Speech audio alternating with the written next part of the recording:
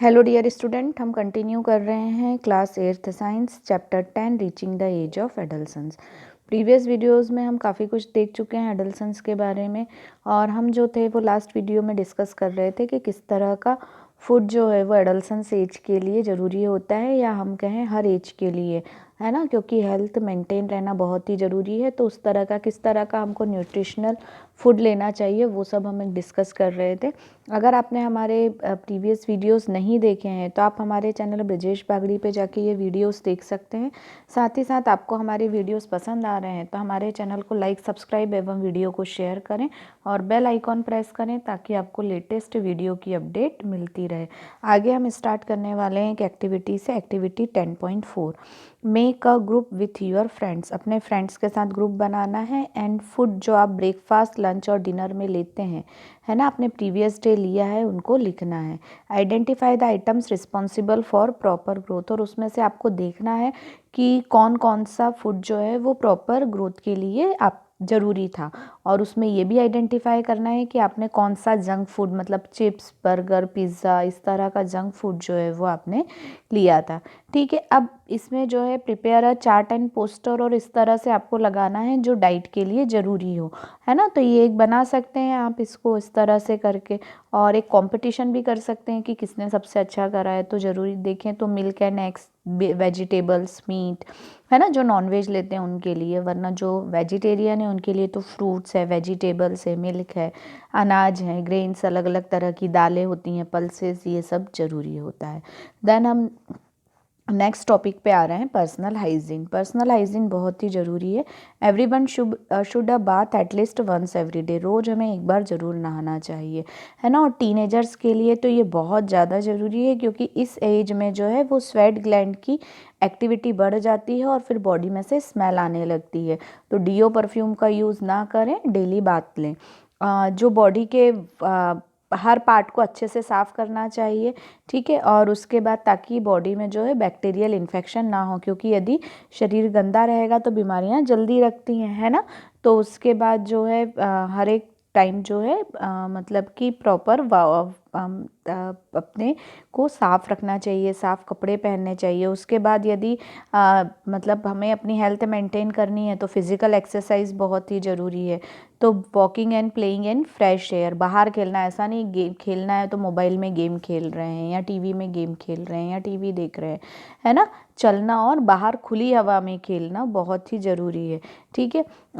थोड़ा बहुत वॉक जो है, आप अभी जैसे कोविड का दौर है तो बहुत ज़्यादा ऐसे ग्राउंड व्राउंड पे नहीं, तो आप छत पे जाके खेल सकते हैं कुछ इस तरह के गेम्स जो है ना, बट खुले में होना, थोड़ा नेचर के साथ, ठीक है। फिर उसके बाद myths, taboos, dos and don't, क्या चीज़ें बोली जाती हैं ये सब आप देख लेना, इसमें कुछ इतना खास नहीं है, है ना। इसके बाद मैं नेक्स्ट टॉपिक पे आ रही हूँ, से no to drugs.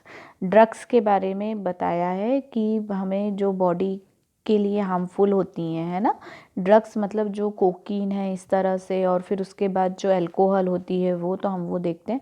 Adolescence is a period of much activity in the body and mind which is a normal part of growing up, so do not feel confused or insecure। ये adolescence जो as होती है वो body के parts की growing as है, इसलिए कभी भी इनसिक्योर या कंफ्यूज्ड नहीं होना चाहिए।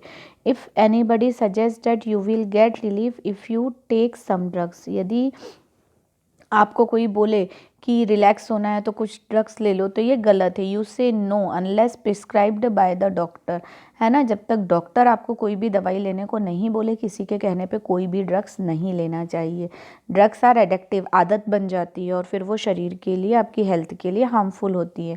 If you take them once you feel like taking them again and again, आप यदि एक बार इन्हें लेंगे तो आपको इनको बार बार लेने का मन करता है। They harm the body in the long run, और ये फिर हमारी बॉडी को लंबे समय तक नुकसान पहुंचाते हैं, है ना। ये हेल्थ एंड हैप्पीनेस को ख़त्म कर देते हैं। You must have heard about the AIDS which is caused by the dangerous virus HIV। आप लोगों ने एड्स के बारे में सुना होगा। एड्स का फुल फॉर्म होता है acquired immuno deficiency syndrome. Acquired immuno deficiency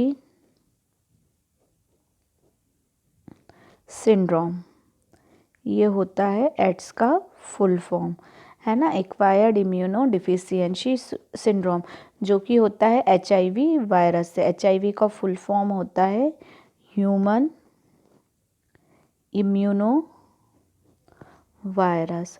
ये जो है ह्यूमन के इम्यून सिस्टम पे अटैक करता है।